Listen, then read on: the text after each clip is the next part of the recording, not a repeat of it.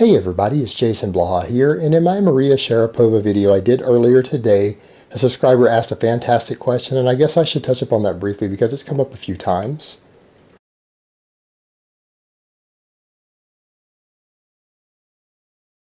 So they're asking what's going on with this new drug testing in the UFC.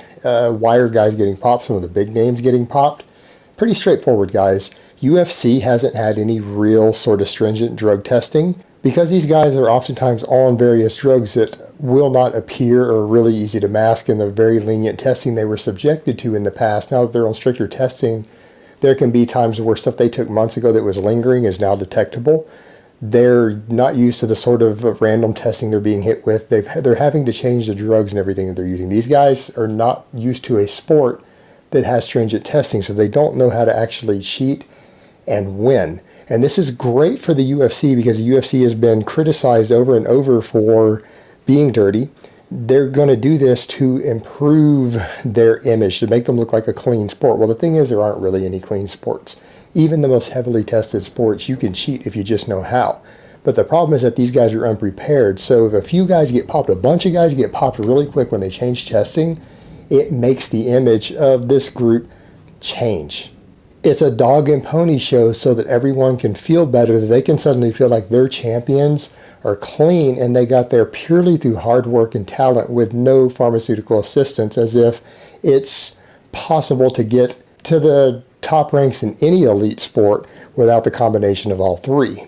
Because again, it's just very politically unpopular, socially unpopular to admit to using performance-enhancing drugs, even though they're almost mandatory to be really good or the best in pretty much any sport in the world today. And it's been that way for a long time. So the way this works, these guys don't know how to pass drug tests. They're not used to it. So now they're given strict testing. They're going to pop a few of them.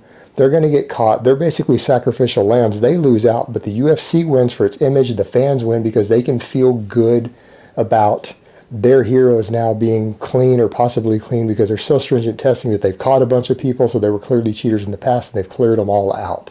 And so what will happen, everyone else will get on board. They'll go hire the right coaches, the right doctors, the right people to advise them on how to pass the testing, because there are plenty of them out there. They'll go talk to the same people guys in the Olympics work with who helped them get through all the Olympic testing. They'll all start coming up clean. It'll now give the illusion that the federation has been cleaned out, that you've now got a clean sport, and it will go back to business as usual. And as always, guys, this is always a dog and pony show for the media and to make fans feel good about who they're rooting for because they're clean and virtuous. That's always what drug testing is about. So that's what's happening. That's what we're going to see. A few guys are going to get hit, and then all of a sudden everybody's going to pass. And it's not because they've cleaned out the cheaters. It's that the people have just learned to cheat and adapt to the new environment, spend a little more money on the right experts to help them.